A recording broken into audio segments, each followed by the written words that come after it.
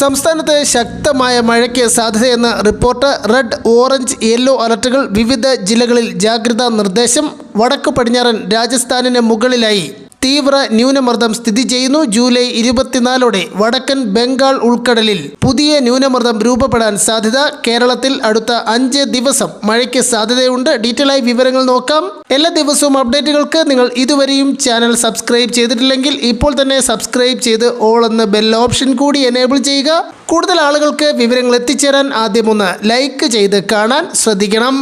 July 19, 20 തീയതികളിൽ അതിതീവ്ര മഴയ്ക്കും ജൂലൈ 19 മുതൽ 21 വരെ അതിശക്തമായ മഴയ്ക്കും സാധ്യതയെന്ന് കേന്ദ്ര കാലാവസ്ഥാ വകുപ്പിന്റെ മുന്നറിയിപ്പ്. കേന്ദ്ര കാലാവസ്ഥാ വകുപ്പ് ഇന്ന് മലപ്പുറം, കോഴിക്കോട്, വയനാട്, കണ്ണൂർ, കാസർഗോഡ് ജില്ലകളിൽ റെഡ് അലർട്ട് പ്രഖ്യാപിച്ചിരിക്കുകയാണ്. എറണാകുളം, ഇടുക്കി, തൃശൂർ, പാലക്കാട് ജില്ലകളിൽ ഓറഞ്ച് അലർട്ട് പ്രഖ്യാപിച്ചിരിക്കുന്നു. വരും മണിക്കൂറുകളിലും ശക്തമായ മഴയ്ക്ക് സാധ്യതയുള്ളതിനാൽ എല്ലാവരും ജാഗ്രത പാലിക്കുക.